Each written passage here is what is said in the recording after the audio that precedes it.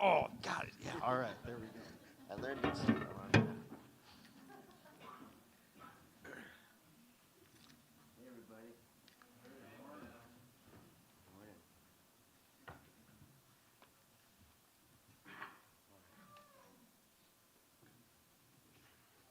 Okay.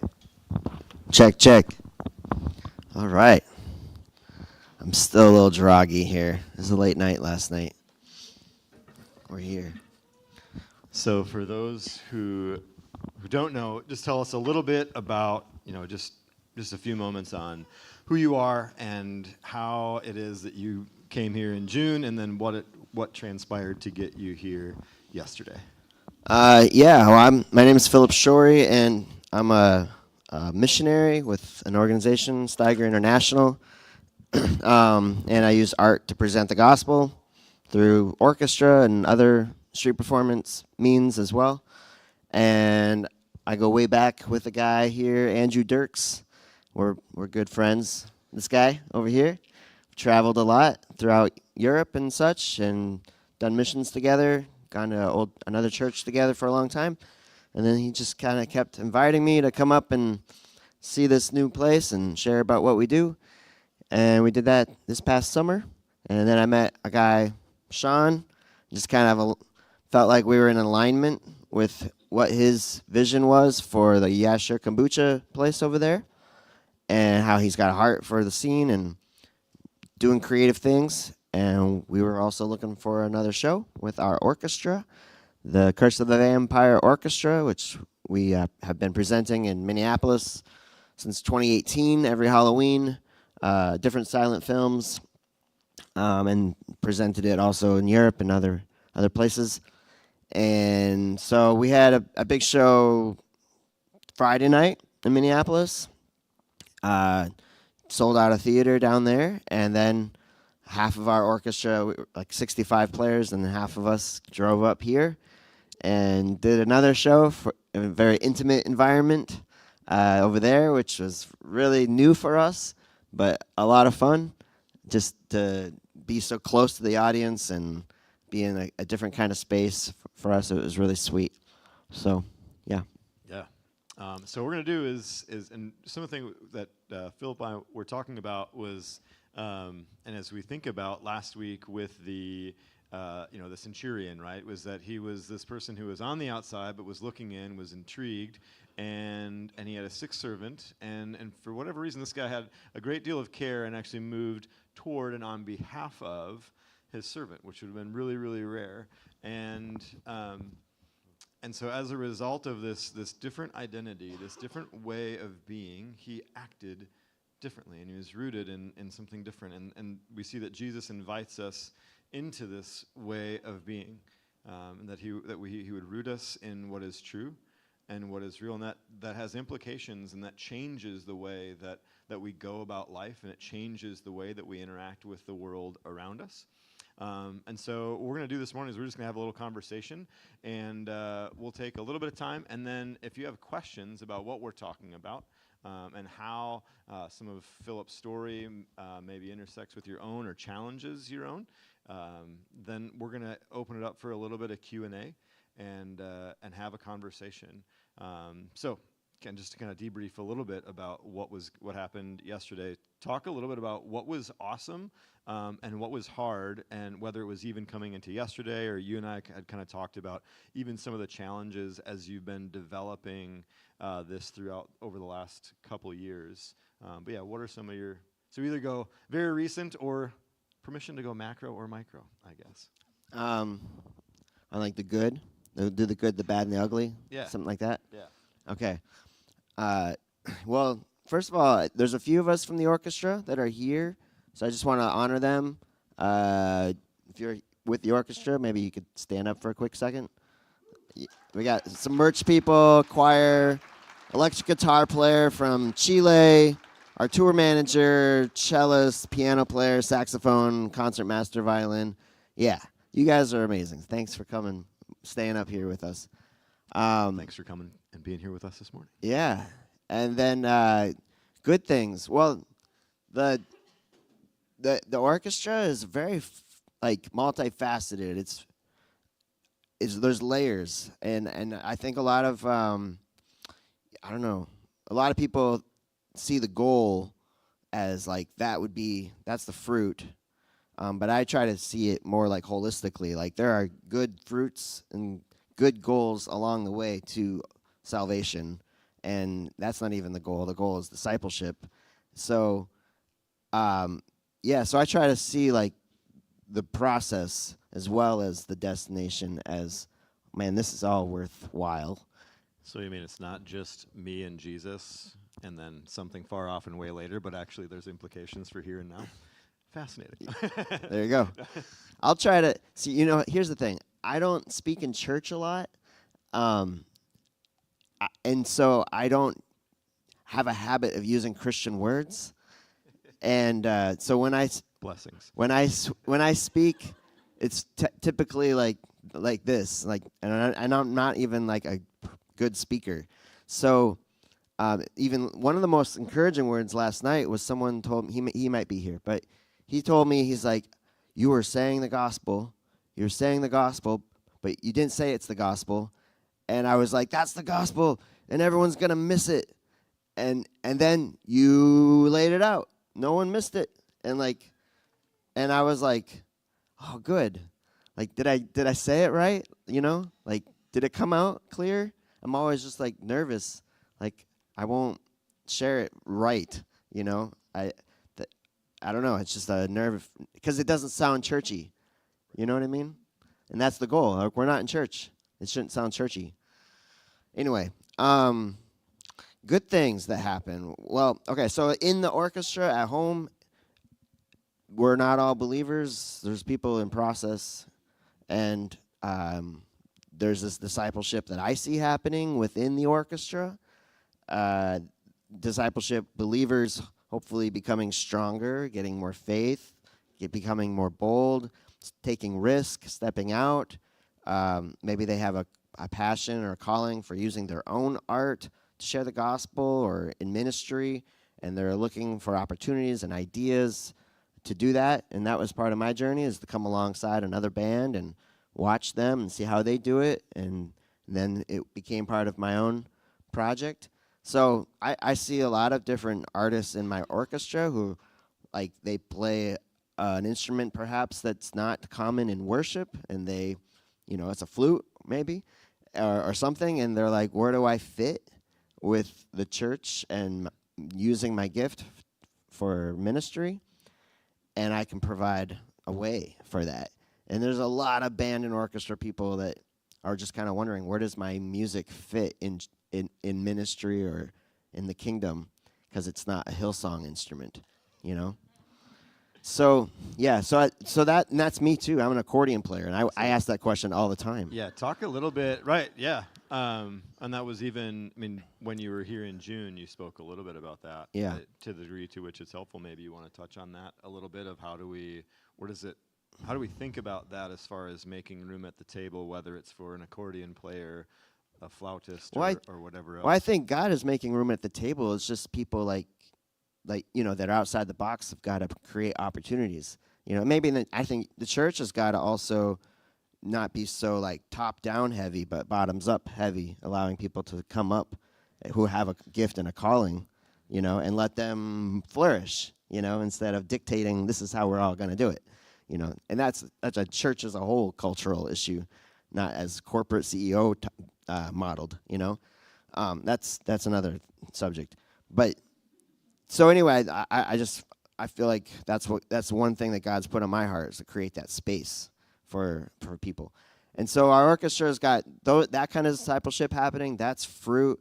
We've got non-believers. So like one gal this year, she wrote me a few days ago, and she's new in the orchestra, and she's not a believer, and she was invited to play from one of my other non-believers in the orchestra, and she started joining us for our prayer time during our before our rehearsals, and she wrote me, and she's like, I've just been really touched by everything, the music, what you say, the culture of the orchestra. This is this is really amazing, and I'm really touched by it. I know the show is sold out, but my partner, I really want him to experience this too. And so, like, I think she's on a journey, and she's feeling Christ, and she doesn't want her partner to feel left out or fall behind. So I quickly made a reservation for him to be an usher in our show, like that. And so he was able to be there and see it. So that's amazing for me to see, like, God's working in one of our players' lives, and she's trying to bring her husband or her partner into it as well. That's fruit for me. Yeah.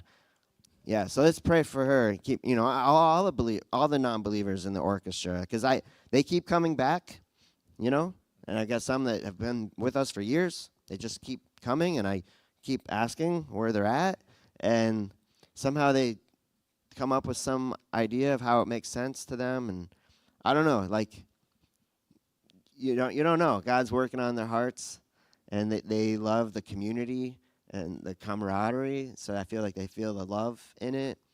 We also, so that's in the orchestra. And then, like, beyond the orchestra, in the greater, like, when we do our show, I lay out the gospel in a non-churchy way, and I give, in a big theater, it's different than, like, in the street or even at Yeah Sure Kombucha, because when I'm speaking to a big theater, can't even see the people. The lights are so bright, and it feels very distant, and you just kind of, like, stay the course, and you got narrow aisles. It's difficult for, in a room of, a few hundreds of people, to, like, do an altar call, and are they expecting that? And you're trying to be local and stay local and maintain a local ministry, but also be bold. There's a lot going on. And so I do like to give a call, because it's an opportunity I don't want to miss, and I don't want people to miss. And I try to do it in a relevant way that just allows people maybe, like, the next step towards Christ. Maybe it's like bringing down a wall or something, whatever that next step may be. And so, I have a light thing, and they can just shine a light, and we do it. It's beautiful because it's like Taylor Swift, unity, and you see the theater, like, light up with, like, flashlights, and I think it speaks to a lot of non-believers who are there, and they're like, oh, this isn't dying, I've heard that a lot in the scene, where people are like, oh, Christianity is dying. People don't believe that anymore, And then you have, like, 100 lights show up in the theater. Even if you're not one of those people holding a light, you feel like God's moving on people. What is that? Why? And I thought that was going away. So I think there's a lot of stuff happening in that moment. And then so we had this on Friday at the theater in Minneapolis. I did that. We had, 50 to 100 lights show up.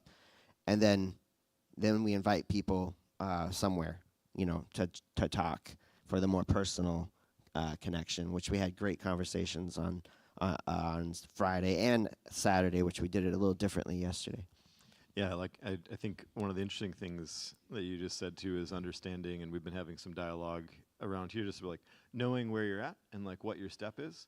And I think sometimes, I know for me personally, when I think about sharing my faith or inviting someone, it's, like, really important for me to understand where they are spiritually, and maybe it's not necessarily that they move, like, yeah, obviously I hope that the first time somebody would hear about Jesus, they'd be like, yeah, that makes sense, I'm all in. But, like, that wasn't my story. It took years, and it took a lot of conversations with people who were patient with me, like you've been with other people, and but it also took people that would understand, like, where I was at that time, and just moving me incrementally, closer and closer. Yeah, talk a little bit about, and I think you mentioned the word bold, like when to be bold, and we talked a little bit earlier about being bold versus being brazen.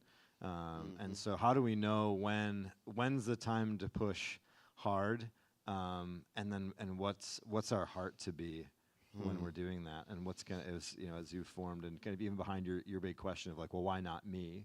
And How do we think about that? In our own lives and how we conduct ourselves, but then also how we relate to others. Does this also bring up the question of like, when you're bold, there's going to be some pushback? Sure. Yeah. Is that in the same question? Yeah. If you want it to be. I don't always do a great job of asking very focused questions. I kind of just like to open it up. Yeah. So yeah, go where you very like. Very vague. Okay. Yeah. Well, I want to be bold. I'm not like I don't think I'm not like a bull in a china shop kind of person, I think. I think I want to be bold out of obedience. I feel like I'd be a sellout if I didn't give credit where credit was due. And I want to honor God in the opportunity that He's given me. Just remembering like not this cool orchestra and the platform I have, the talents I have even are not from me, but they're from Him. And so I need to remember where to give credit. And also, because He's given to me for a reason, I need to do that reason, and not like keep it for myself. It's like at the end of days, we'll have crowns. And I feel like all those blessings that He's given me are my crowns, and we all have to give them back because that's where they belong, And so, like, there's a lot of spiritual reasons. Like, also, He's given me a broken heart for people that are lost, and I'm just like, it guts me, And so there's like a brokenness in my own heart for people and friends that I know. And for all like the hundreds of people I know that have said no to Jesus, I'm more angry at Satan for that. And so I'm just like, this is my way of like getting out there, getting back and finding that person.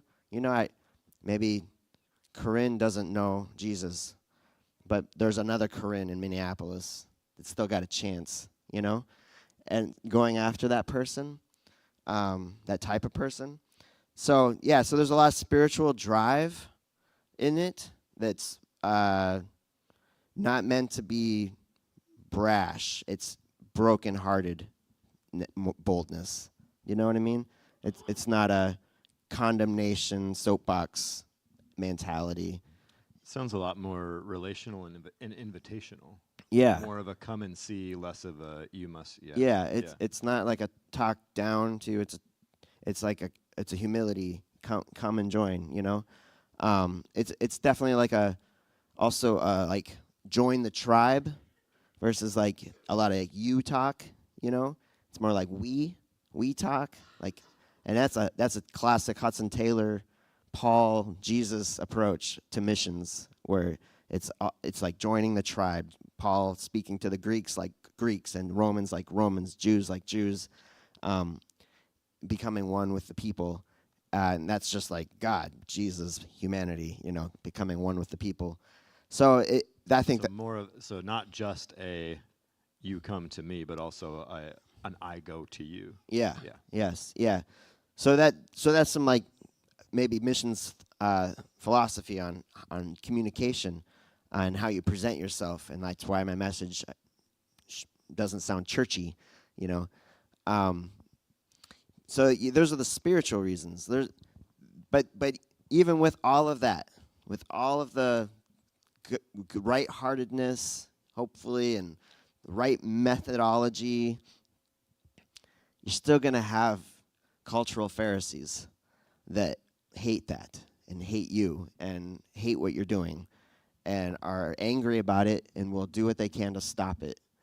And you try to even like logically debate with them, and there's a whole nother logical explanation for why I do what I do. It's really not that spiritual, maybe a little, but you still get this pushback. And on this tour, we've had a lot of pushbacks on social media and people warning people about our shows, saying, don't go, they're going to preach to you, and all this like stuff, and about how we're not tolerant or how we're not transparent. were deceptive and stuff like that. And the funny thing about it is that we sold out our Minneapolis show 2 weeks early. With all of that going on, we've never sold out a show 2 weeks early. And so I feel like Thanks that's to the press. that's the irony of like following Jesus and being obedient. Sometimes the controversy maybe even raises up more interest. Like God can use that. But still, those comments come in, and they feel like they're sort of an elephant in the room for some people. Maybe a small, loud minority, but still for a lot of people. For some, and like logically, like so, I'm just gonna give you a little what happens in my head, why I might write a book one day that says Christian Promotion for Dummies, and it crosses out the word Christian on the title. No, I don't promote this as a Christian vampire show, because I would lose a lot of non-believers, and I would lose a lot of Christians. I'd kind of isolate myself. I grew up in theater where people had an opinion about anything, and they would let it go through with their art, whether it was drinking or biking, Buddha or spiritualism or paganism, and there was no shame. An artist had every right to share what they believed through their art or not, I've gone to silent films where it was just a film thing, and then afterwards they shared about mediums and how that's healthy for you. And it was a U of M event where they had a panel afterwards with a witch and a scientist and the composer, and they talked about how this is intellectually the way that we should be moving as a society. There was no debate. In fact, if you felt like you couldn't agree with that, you were inferior, not intellectual, and a bigot. So it was not like loved evangelism. It was like forced evangelism. It seems really static too, right? Like, and if you think about even within in the timeline of history, to say, well, we finally come to this conclusion, and if you don't believe it, you're an idiot. Like, really, that's a very finite group of small number of people. Like, it's like, well, you have to be in the room or not, and then who knows what will be true the next time we reconvene the panel. Like, it just seems really just seems static to me. Yeah. But anyway, keep going. Yeah. So anyway, I mean, people have opinions on everything, and like even I mean, I think it was great. I went and saw Hans Zimmer perform, and he was very pro-Ukraine, and I think that's great. Whatever. I have a ton of Ukrainian friends, but that wasn't in the promotion. You didn't feel like you got lied to? You didn't want your money back? I might have gotten lied to. Oh, yeah. Yeah. And then I wonder about the Beatles when they went from being a boy band to being super into Eastern religion. How did that translate in the audience? Were those people tricked? Tricked now we're into psychedelic drugs. We're not just into girls, And so I'm just whatever. Just show the show as it is. Isn't that kind of what we're all supposed to do?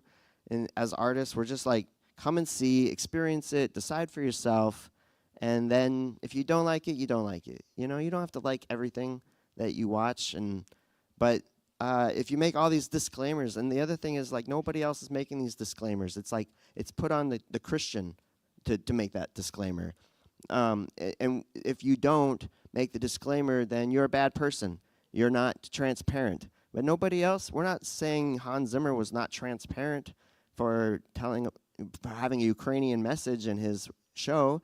We're not doing that. So it's it feels like it's only on us, and that we have to discriminate against ourselves and play by a special set of rules for us to keep people from actually hearing our message.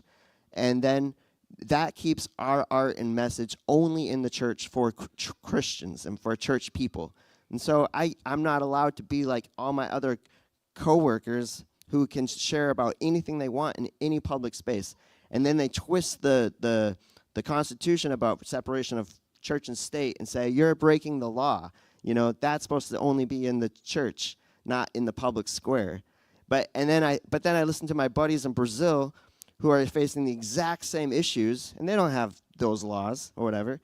And I'm like, no, this isn't about politics or about even culture. This is demonic. This is spiritual. It's about people. It's an oppression, and I can cave to the oppression, and I can say, oh, I just want to lightly walk and not push too much, and listen to the culture and obey the cultural rules that are put upon me, or I can have some thick skin and just say, like, no, those rules aren't God's rules. I'm not going to listen to them. And I have to think also about those who have gone before me, like Dietrich Bonhoeffer, who was called a traitor for joining the team to assassinate Hitler. He's a pastor. For those of you who don't know, he was a Lutheran pastor in Germany who was part of an assassination attempt agained Hitler during World War II. So, right. Just a quick little caveat. He wrote options for pastoral ministry.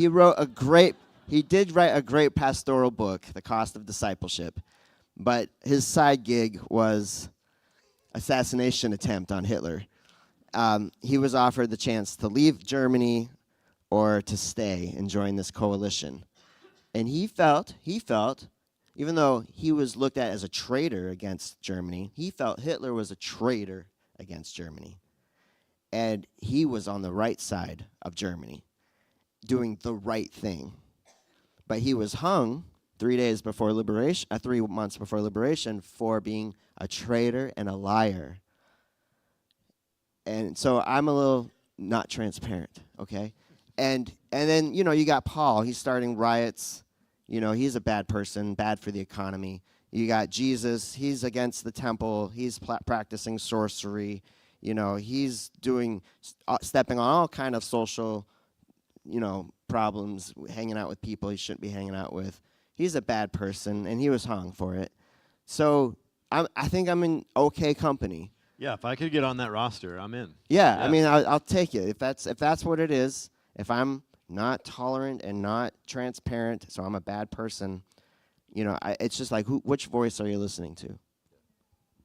Yeah, I think that's, and I think one of the things that I see within you and what I'm hearing in these stories, right, isn't just I want to be out there to get my point across for the sake of getting my point across, but it's like you see the brokenness of the way that the people are thinking, and you see the missed opportunity that they have for abundant life. And so I just hear, and even just hearing you, bringing in Bonhoeffer and just thinking about the heart for the people, right? I mean, it's, Bonhoeffer's going, yeah, Hitler is wrong for Germany, not just for the Lutheran Church expressed and participated in within this country, but like for people, for the nation, for the world, and for the world, yeah. And so to push back and to say, because I love people, I'm going to proclaim the truth. Because I know and believe this is good and true and brings people to life to the full, I'm going to proclaim this. So, yeah.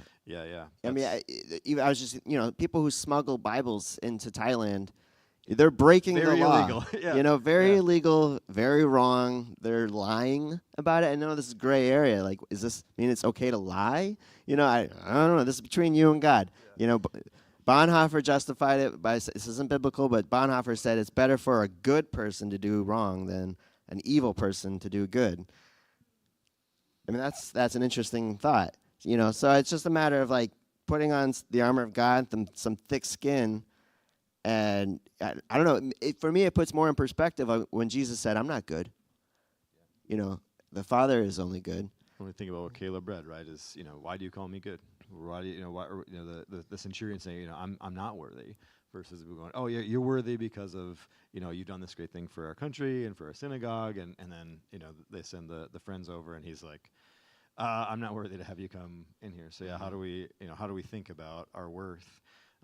Talk a little bit more about, you mentioned, whose voice are you listening to? Talk a little more about whose voice are you listening to, and then And maybe as we move to maybe something a little more practical before doing some questions, what are some ways that have been helpful to you to know that you're listening to the right voice? Because there's always, think about even, when you think about expressing yourself, like there's this desire where, like I'm sure there came a point where you're like, maybe accordion isn't the coolest thing.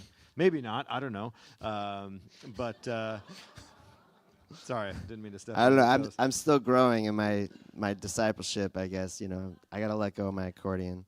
So that was so wrong question, but like, how do you, what was even thinking to how have you decided, or like, how have you said, no, this is part of who I am, this is an expression of the way that the Lord has made me. How have you discerned that? And then and knowing that, this is actually the still small voice of God, and I'm going to listen to that regardless of what the trolls say on the internet and what the trolls say to my face and in my daily life. Yeah. I mean, some practical things and some spiritual things, again, they usually go pretty tightly in line. I like to do a little bit of a media fast while I'm doing a lot of this. I can't do a hard-nosed media fast because I'm also promoting my show, and this time I was blessed with selling it out 2 weeks early, so I was like, oh, I don't need to be on Facebook anymore. Done. And when I get off some media, Facebook, Instagram, and just stop looking at things, those voices tend to start going away. So that's good. That's healthy. And so, that's a good rule of thumb. It's just like media fast. Just don't listen to them.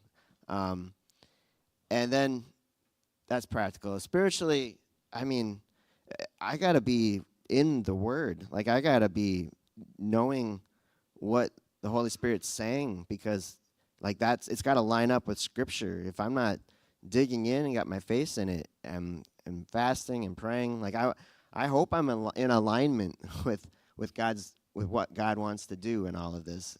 And that's my heart. That's my call. I mean, it's hard too. You got 4 kids and you got responsibilities at home, and you're trying to keep it all together. And then you got this insane pressure, and it takes a lot financial pressure for doing the show, and like the orchestra and everything, and it's just a lot to manage and to think about. And I also think about, like, sort of like mothers who don't have time for devotions every day, and they got little kids, they're so demanding.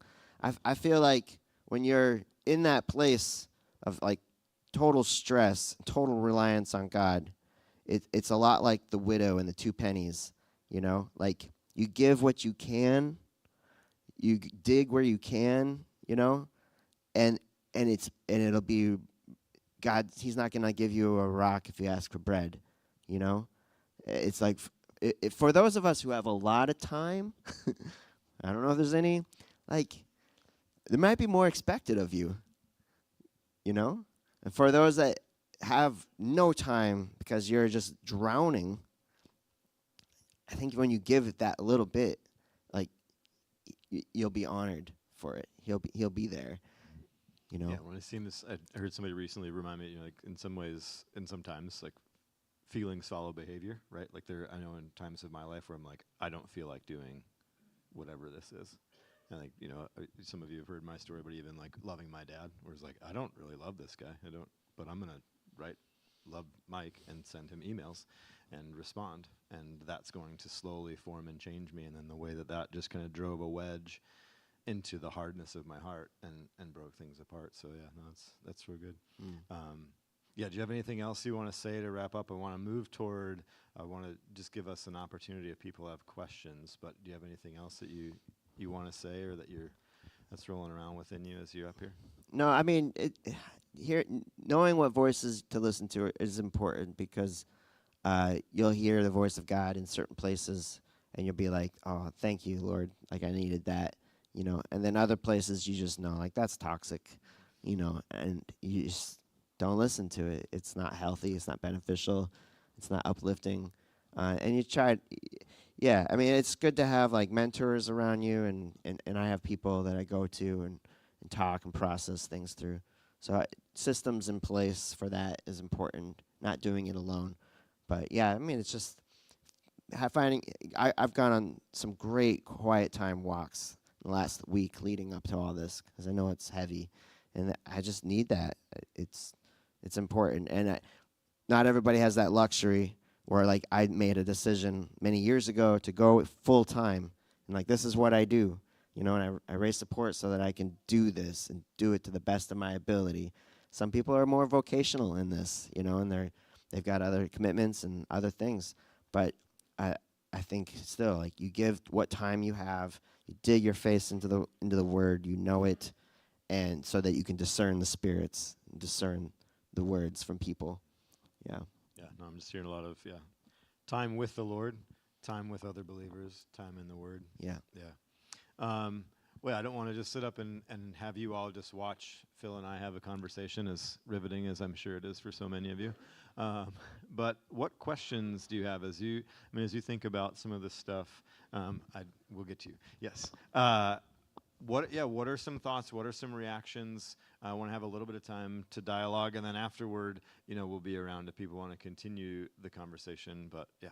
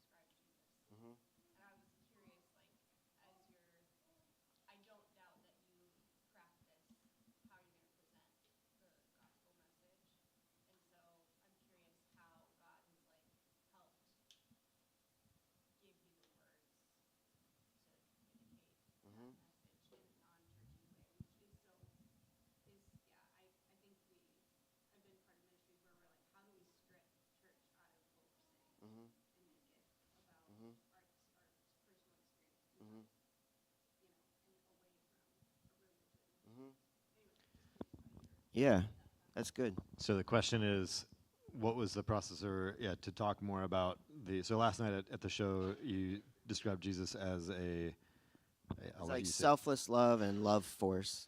And so the question is, how did that process come about, and then what does that mean? Or just have them riff off that, kind of a softball. Perfect. Yeah, well, first of all, you gotta use the name Jesus. Like, you can't get away from that, even if you're somewhere else or not in a church. Like, there's power in that name.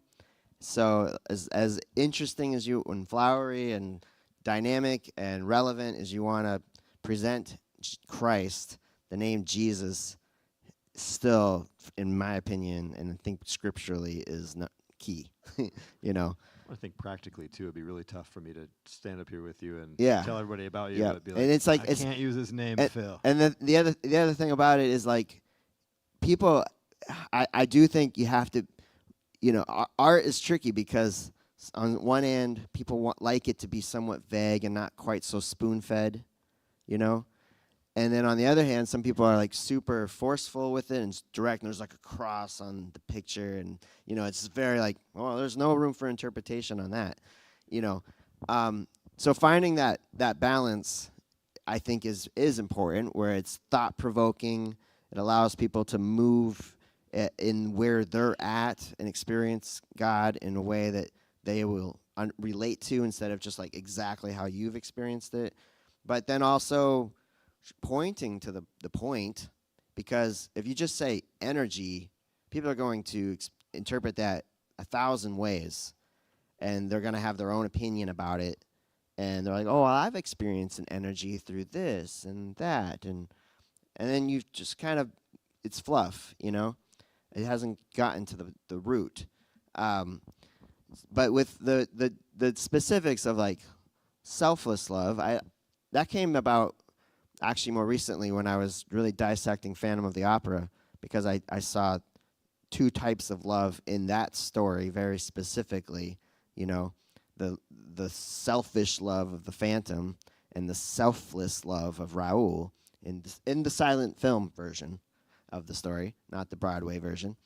And so it just carries over to really, I'm like, well, that just kind of fits as well for Nosferatu, because we live in such a world that is enamored by love, but there's a million types of love, and our language doesn't do very good justice of agape love.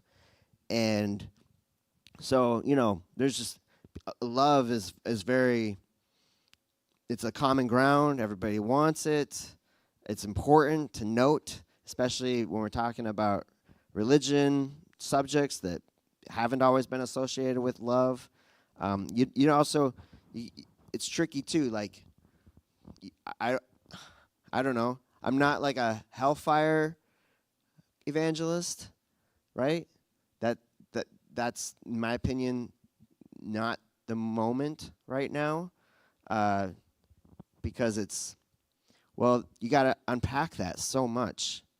Like who said anything about what's hell, and define that, and who said there's what's the brimstone like? It's just like there's all these like cultural assumptions that came with that we don't have anymore. But at the same time, when it's only about love, then you forget about like repentance, and sin, And so I did bring that up through the story with Hutter.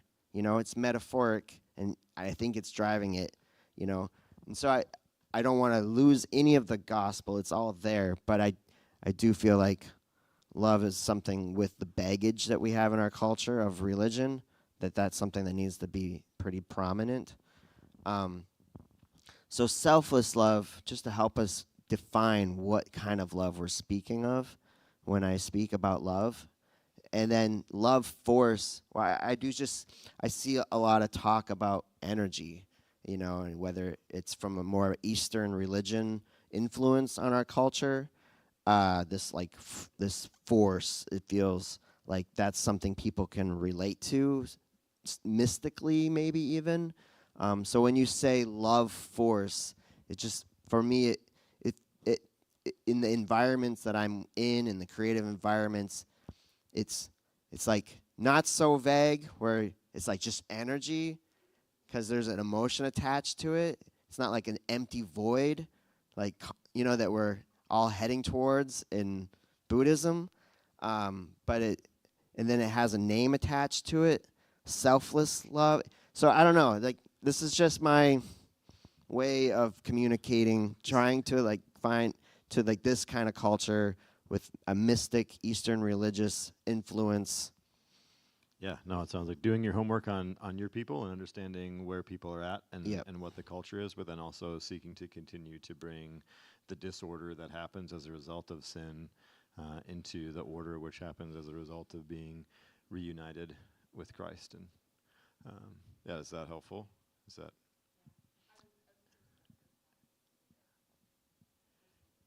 Mm-hmm. Gary, what's your...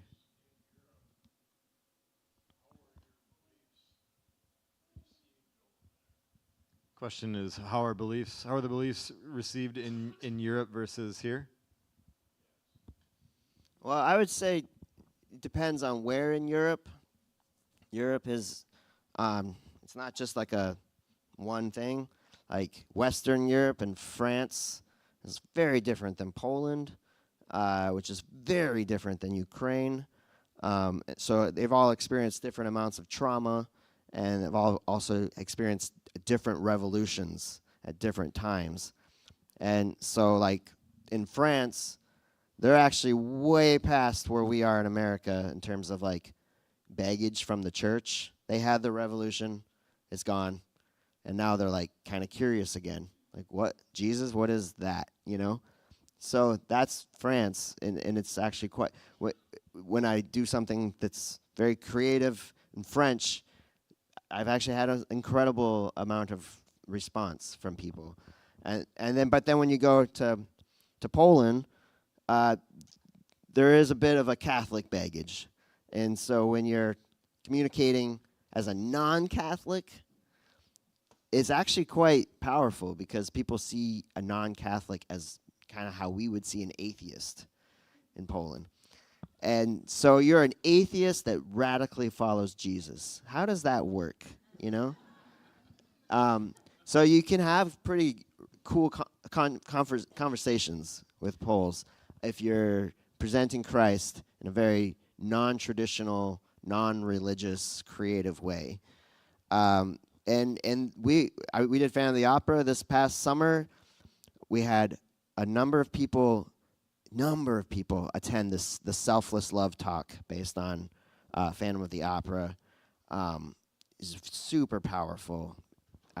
Again, love in a very religious atmosphere. That's the right conversation. But then when I go to Ukraine before the war, well, before it was during the war, but before the crazy war, lots of brokenness, lots of readiness, very eager for the gospel, and Ukraine before the real big war was ripe. I mean, it was ripe. People are hungry for the gospel. Just seems like, in the midst of the trauma, right? Like you have brokenness and just the pieces are everywhere. And during revolution, it sounds like people are trying to organize and grow and find life. And it's not, and as you're speaking, it just seems like in both of those, you're helping people to identify what reality really is and what truth really is, and then inviting them into that. And I think it's really important that we understand, where are people hurting, and how do we address them in the midst of their pain and brokenness, and then where are people yearning, and how do we, in both of those, like the only answer and solution is Jesus. And if you give the wrong medicine at the wrong time, that can be, or in the wrong way, that can be really, really damaging. Anyone else? Luke?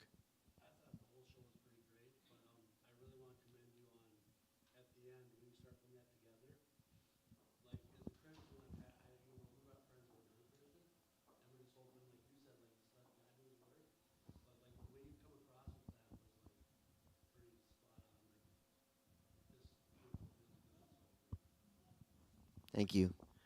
Luke said it was really great. That's a voice I need to listen to. Yeah. How do you know which verse? Yeah, the ones that affirm true things. That's what we listen to. Alexis, Mike, and then we'll finish up with George.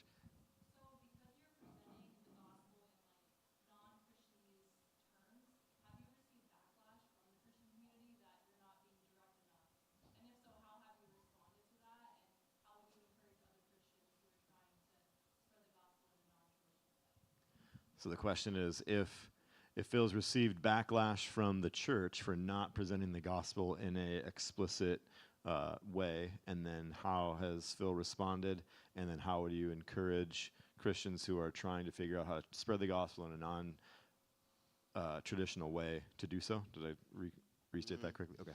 I have like, I don't know, different people in my life that, I don't know. Maybe it's like impressions or pressure or like fear. Like when you're on stage, there's a real temptation to compromise.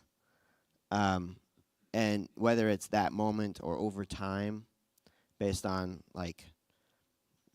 money or popularity or pride, and some of the people that are around me, they know those pressures, and there's been countless bands and artists who've caved to those pressures, and I'm not invincible, So the worry or the concern is probably always there, and it's probably for my good, just that they want to make sure that I'm still doing it for the right reasons, and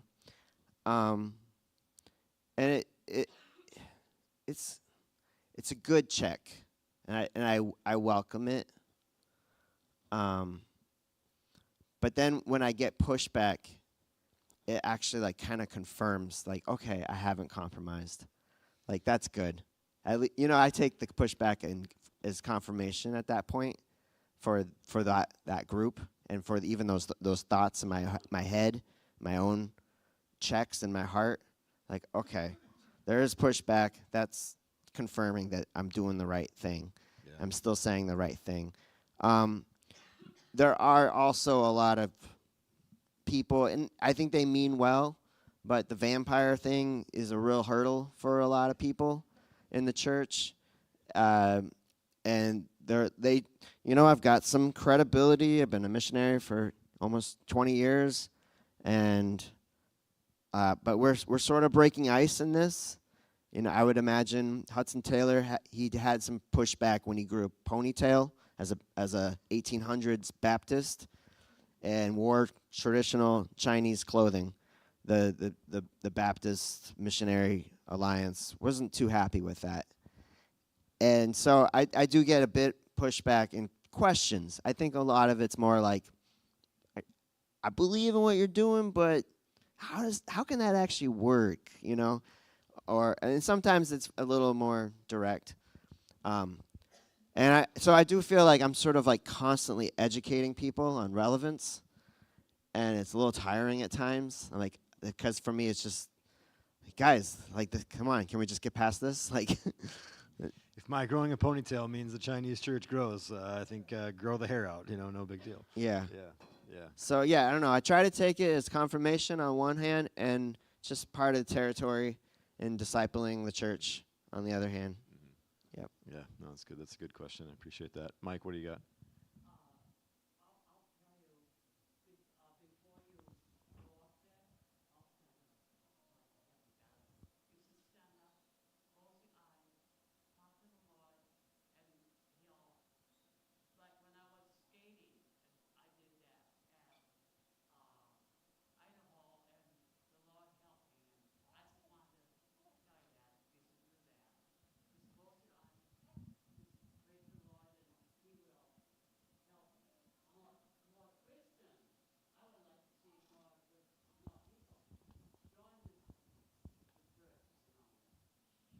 Mike was saying that one thing he would do before he would skate was he would get up and he would just stand before the Lord and close his eyes and pray. I appreciate that reminder. Yeah. And take a deep breath. Gotta breathe. Gotta take in the pneuma. George, what do you got?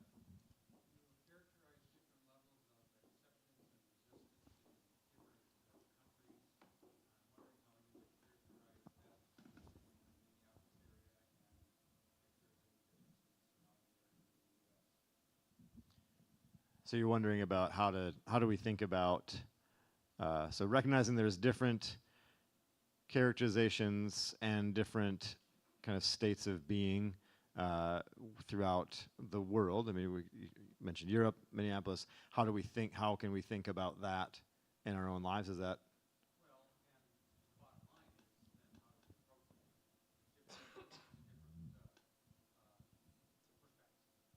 So how do we how do we respond to pushback? Sure. Yeah. Yeah, we're in a cold culture with people who are very cynical and very intellectual. This is not an impoverished culture where people are hungry for ideas from a wealthy nation like America. This is not a street performance show in slums somewhere with a humanitarian effort. Everybody here pretty much has a good grasp on their life and intellectually has a lot of pride and opportunity. And so it's a different element for a missionary than for someone who's sent to the jungle or somewhere else that's going to have really different spiritual beliefs, So yeah, it's really about like knowing your people and doing it. I don't know, like it is. I think there is a lot of value in going. Jesus sent out the 70. Short-term missions has an advantage of seeing the culture from the outside and being like, that's not good. That's not good. When we're like immersed in it, we just sort of accept certain things as normal and it's okay.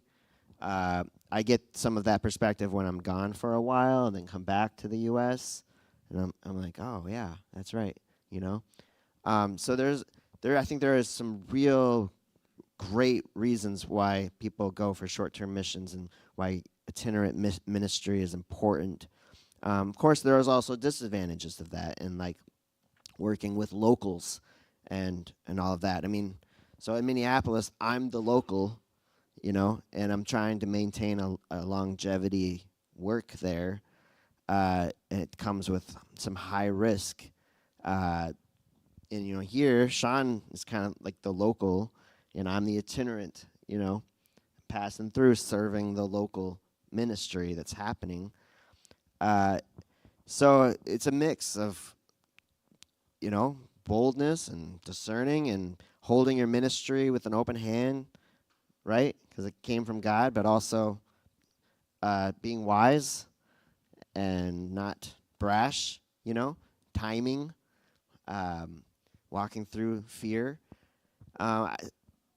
Yeah, I mean, even when you hit all the right boxes as philosophical missions methodology, there's always still going to be pushback, and there is. I do believe there are like principalities overlording regions of the world, that have created certain cultural, ways of thinking that defined certain regions, and so I do think it's important to like pray into that spiritual oppression when you're working in a certain place, and just letting the angels duke it out.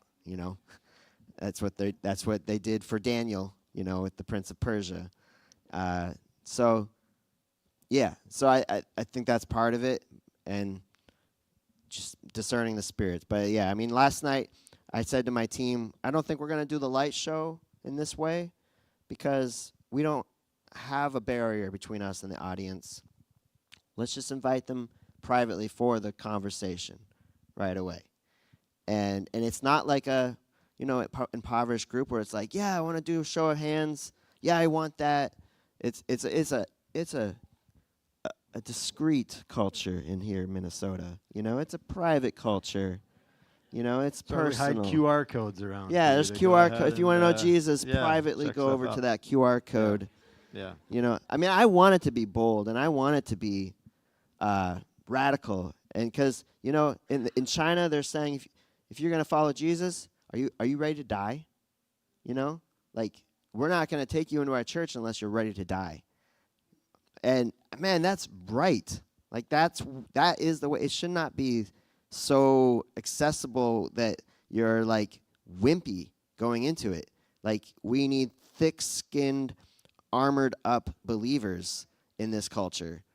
So, but at the same time, I also want people to be able to take that next step, whatever it is, because I know it's a hard step in a very oppressive culture for what we believe. Yeah. Obedience. You just gotta follow the Spirit in the time. So I think we need to be. You got one more?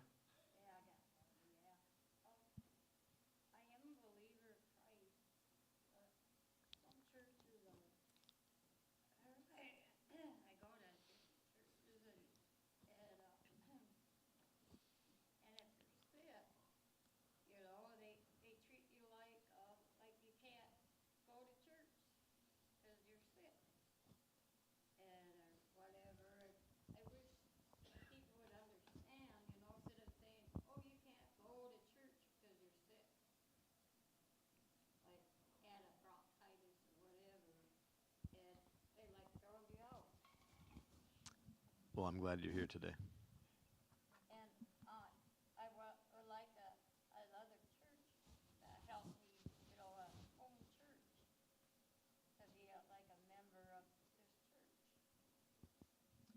I'd be happy to talk with you afterward.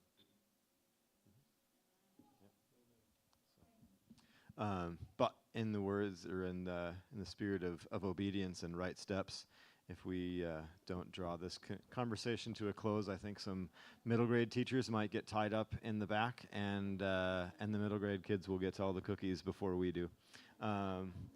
So if you've got questions or if you have other things you want to talk about, Phil will be around for a little while afterward. Feel free to do that. Really appreciate you sitting through this conversation and listening. I know it's a little bit differently than what we normally do, but I appreciate your willingness to participate in that conversation. But we're going to do what we do every week, and there are some cards, some sticky notes underneath the chairs at the end of the aisle if you want to pass those down.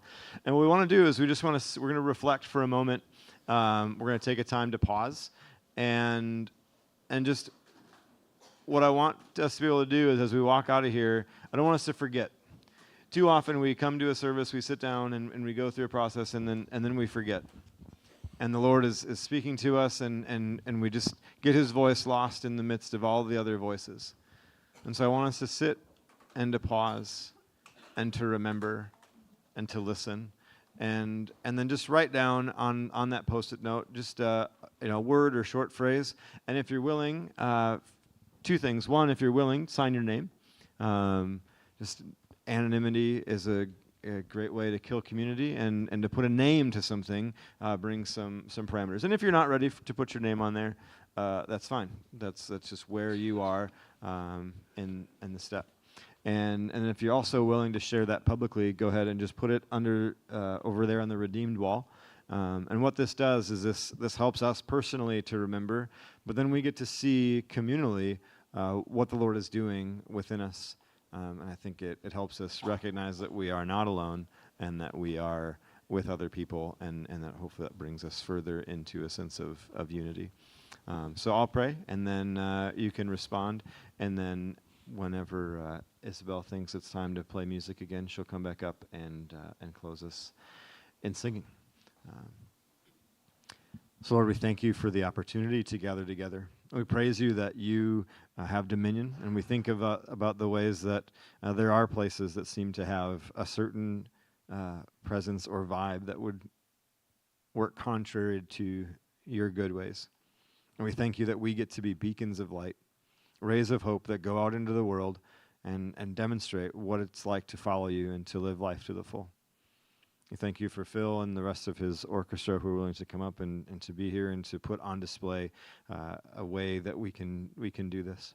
And pray that it would continue to be a challenge and an encouragement to us to have thick skin and to be bold and not brazen, to have a heart broken for the people, to be discerning about where they are, and to help them even identify what is happening in their lives. In the midst of confusion, Lord, we know that you reign, and that you bring clarity and understanding. And so would we continue to follow you? Help us to continue to